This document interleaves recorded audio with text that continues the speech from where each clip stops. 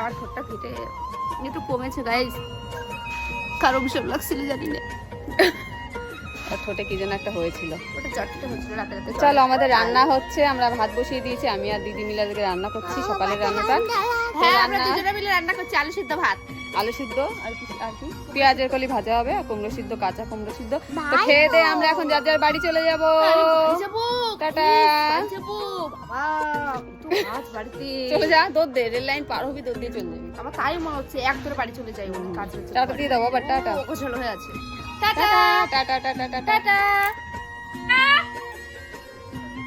এই পূর্ণিমা, মস্তান। পূর্ণিমা রে